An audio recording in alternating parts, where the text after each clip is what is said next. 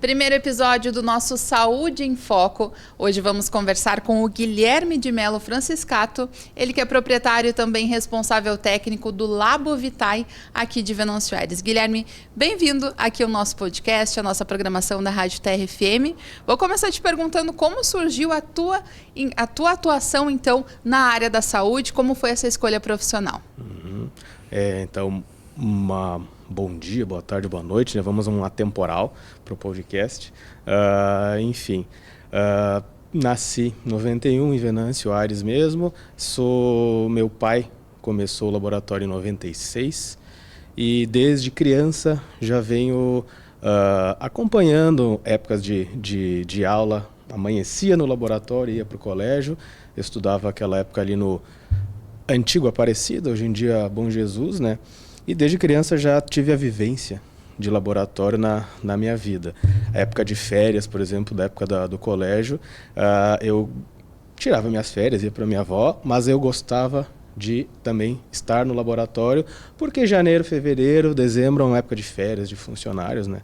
Então eu ia ali para não fazer muita coisa, mas dando uma auxiliada no que fosse necessário. E desde então já estava meio que na minha cabeça, digamos assim, seguir o negócio da família, né? Até porque sou filho único, não teve nenhuma pressão em fazer isso, mas era uma coisa que eu gostava de fazer. Foi uma escolha natural. Foi uma escolha natural. 2010, então eu ingressei na faculdade, fiz a faculdade de Novo Hamburgo, na Fevale, e me formei em 2015.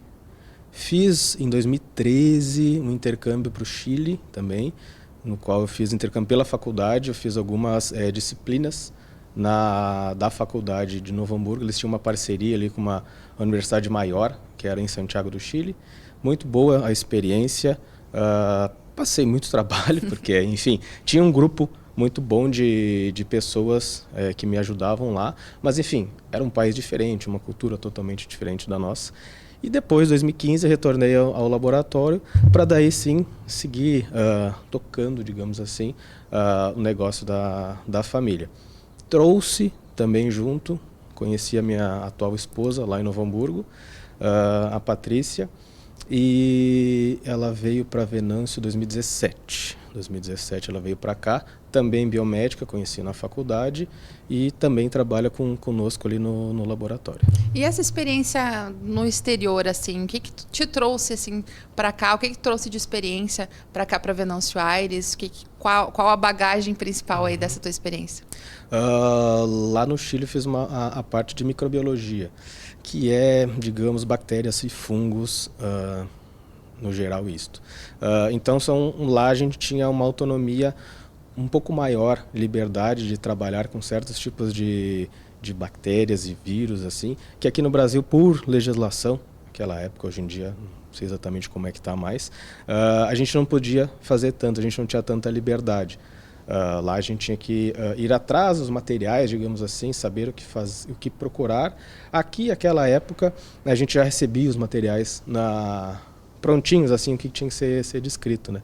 Eu até tive uma conversa com o coordenador naquela época, logo que eu voltei, falei dando um feedback, né? Do que eu tinha gostado, do que tinha sentido dificuldade. Mas eu trouxe essa parte de microbiologia, tanto é que em 2000 e... posso estar errado, mas talvez 19, comecei a fazer uma pós-graduação em microbiologia também na URGS, já vinculado a esse tipo de micro-organismos. Em função do laboratório, a gente recebe materiais, urina, secreções, digamos assim, no geral modo, às vezes lesões de pele. Então, tem alguns tipos de segmentos que você tem que ter conforme o tipo de bactéria que vai ser isolada. Então, eu achava que eu deveria aprimorar nessa parte em primeiro momento. Sim, bacana. E as análises do Labo Vitae, elas são todas feitas aqui ou vocês ainda mandam alguma coisa para fora? Nós mandamos alguma coisa para fora ainda. Alguma parte é feita aqui no laboratório mesmo, tanto na análise de sangue, urina, fezes, posso dizer assim, e outros tipos de líquidos. Mas alguma parte em si, alguns equipamentos são muito robustos, extremamente caros, digamos assim, para se adquirir. Então a gente acaba terceirizando alguma parte dos exames ainda para a gente conseguir atender, enfim, a saúde cada vez mais amplia o rol de exames, né? Então a gente tem que estar constantemente se atualizando e constantemente também tentando adquirir alguns equipamentos novos, mas alguma coisa a gente não tem muita outra opção a não ser terceirizar para manter sim a população com o que se tem mais novo, digamos assim, no mercado. E como foi para vocês o período de pandemia ali? A gente teve, né, algo bem atípico ali, 2, 3 anos, né? Foi algo geral e impactou diretamente, né, toda a população, principalmente para vocês, assim, como foi dar conta da demanda e também, em alguns períodos, acredito que com uma equipe reduzida, né? Não, foi um período de muito trabalho mesmo, porque enquanto a maioria das pessoas acabou tendo que fechar os seus estabelecimentos por lockdown, nós também tivemos uma jornada de trabalho diminuída para os nossos funcionários. A gente teve meia jornada para eles e a outra metade do período, no inicial, nós fechamos o laboratório. Mas trabalhos internos, eu, meu pai e a minha esposa continuávamos fazendo, né? Mas a partir do momento que a pandemia começou a criar uma curva ascendente, digamos assim, a gente já viu que nós aqui a gente não vai conseguir ficar fechado no período da tarde. Então nós, proprietários, digamos assim, abrimos para os clientes, mas aí começou também o aumento e a vinda dos testes. Até então, no começo, não sabia muito o que era, evidentemente. Sabia que era a Covid, que estava vindo da China em si, mas ainda não se tinha um teste muito adequado para se fazer, ou os testes que se tinham eram muito caros e demoravam, às vezes, 20 dias para ficar pronto. E em determinados momentos a gente não podia coletar sem ter o aval do laboratório que iria analisar, porque eles tinham uma quantidade X para atender de clientes por dia, e a gente estava às vezes a gente tinha que ter, esse paciente vai entrar na fila para poder coletar, isso bem no início da pandemia. Depois, de um certo período, acabaram se adquirindo alguns testes IgG e IgM de sangue, primeiramente, e depois da secreção nasal. E daí, assim, a gente acabou aumentando consideravelmente a quantidade de coletas. A gente acabava coletando em empresas, então, normalmente as coletas aqui em Venâncio, todas eu que fazia. Então, saía já todo equipamentado, digamos assim. A gente tinha meio que um macacão com uma touca, usava face shield, máscara, e daí ia coletando dos funcionários de empresas, porque as empresas também que não podiam fechar totalmente, elas precisavam ter o cuidado especificamente de funcionários. Então, às vezes, eles queriam coletar toda semana de alguns funcionários ou fazer exames para ver se o funcionário já estava apto para voltar. Mas foi um período assim, bem cansativo, eu posso dizer bem cansativo. Enfim, coletava de pacientes, alguns pacientes assim, eu ainda me recordo de ter coletado, depois acabei ficando sabendo que acabou falecendo em função de tudo que ocorreu. Mas foi um período bem cansativo, digamos assim, para nós, porque a gente tinha preocupação primeiramente a minha esposa também ficou grávida nesse período, então tinha mais esse cuidado. Período muito desafiador. Tinha mais esse cuidado para minha esposa estar grávida, e eu estar diretamente ligado às coletas. Então eu tinha sempre ter um cuidado de chegar em casa, tomar banho, ficar tudo certo para não ter nenhum risco de uma possível contaminação. Tanto é que a gente passou, eu acho que 2 anos praticamente intactos, digamos assim. Por mais que tivemos alguns sintomas, fazia o teste, não tinha nenhum sintoma. Depois de 2 anos, enfim, daí eu acabei contraindo, mas foi alguma coisa mais tranquila, já estava também vacinado. Então... porque o início era tudo muito incerto, né? Sim, então até incerto. A gente conhecer e saber como lidar, né? Então, mas são experiências que engrandecem de alguma forma também o negócio de vocês, né? Já são quantos anos de Labo Vitae e quantas pessoas na equipe atualmente? O laboratório começou em 96, tá? Vitalab, naquela época, 2000 2013, eu acho. Acabou sendo trocado o nome para Labovitae. Atualmente nós temos 22 funcionários espalhados por 3 cidades, né? Nós atendemos em Venâncio Aires, Passo do Sobrado e Vale Verde. Passo do Sobrado começamos em 21 e Vale Verde vão fazer 2 anos agora em novembro. Os atendimentos lá, a gente resolveu expandir um pouco mais o território, digamos assim, muito em função de uma falta pontual de atendimento ali nessas cidades. Houve um contato inicial da prefeitura de Passo do Sobrado para nós irmos para lá. Aceitamos, claro que a gente precisou de um período para montar toda uma estrutura de um laboratório que precisaria, porque lá em cima a gente é um laboratório, lá a gente faz alguns exames, especificamente lá em Passo do Sobrado mesmo. Claro que a maioria dos exames acaba vindo para cá. E em Vale Verde, sim, nós somos um posto de coleta. A gente faz coleta as amostras lá e processamos aqui em Venâncio Aires, ou alguns exames a gente terceiriza também. Já vamos então para 30 anos de laboratório. O que a gente pode falar ao pensar aí do futuro? Que vocês onde desejam chegar? Tem alguns planos aí ainda que querem tirar do papel? Temos alguns planos ainda em vista. A gente vai tentando adequar todas as coisas conforme o nosso fluxo, digamos assim.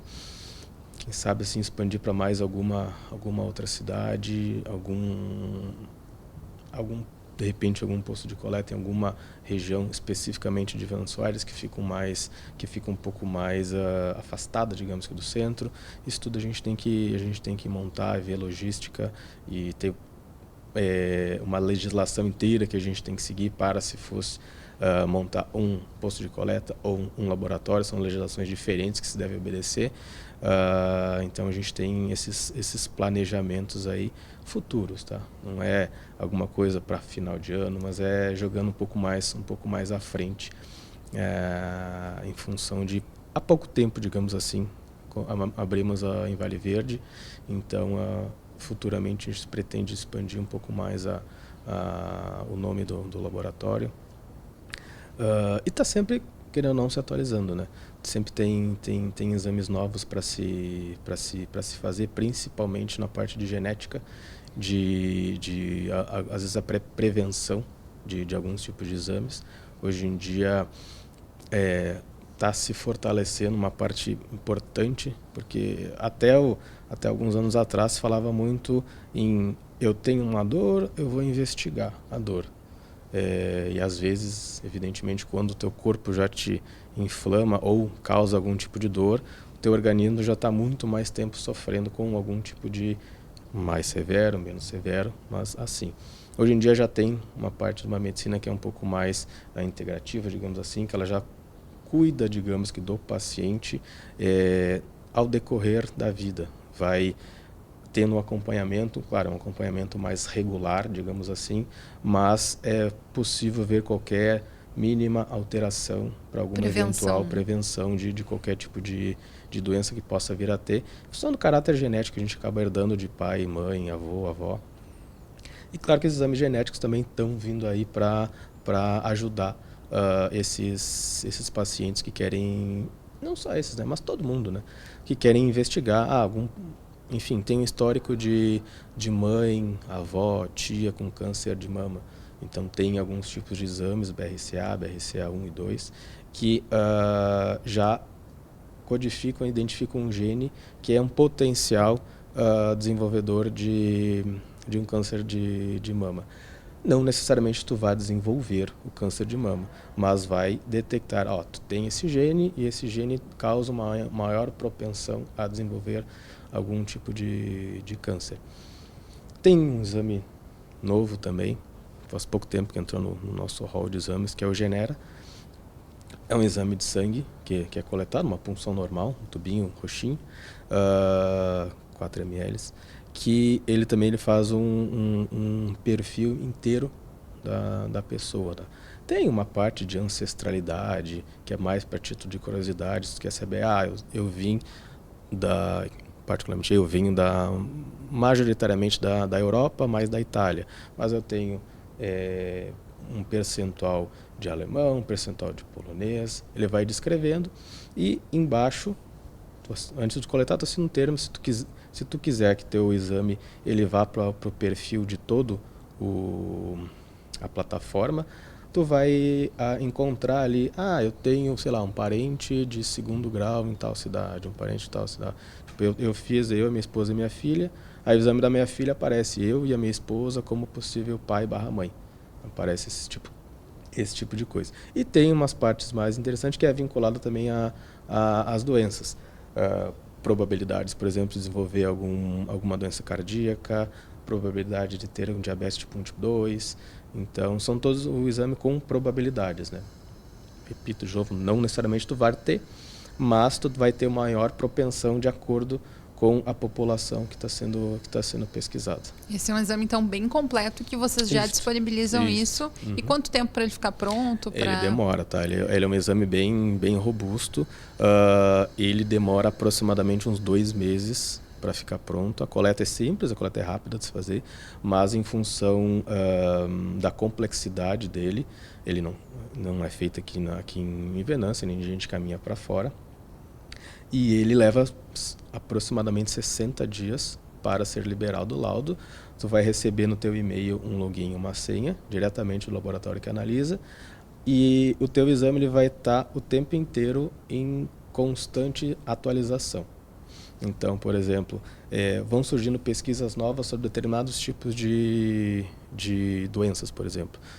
A partir do momento que esse paper ele for introduzido na plataforma, o teu exame pode ter uma pequena variação em função de um aumento populacional de determinado tipo de doença. O teu exame pode ter uma pequena variação para se manter atualizado naquele padrão. Nossa, interessante. São coisas que a gente nem faz ideia, né? Sim, assim, sim. das possibilidades que hoje a gente tem nessa área de análises clínicas. Guilherme, quero te agradecer muito nossa conversa aqui e desejar sucesso aí a ti, a Patrícia e toda a equipe do LaboVitae aí que está prestes a completar aí 3 décadas de história. Certo, muito obrigado pelo convite. Falo bastante, então às vezes acabo me circundando um pouco o tema, mas muito obrigado pelo convite, fui muito feliz de estar aqui na Terra FM para falando com vocês. Valeu. Então, Guilherme de Mello Franciscato participando no nosso primeiro episódio do Saúde em Foco. Teremos mais na sequência aqui no YouTube Terra Play e também na Rádio Terra FM 105.1. Valeu, gente. Até a próxima.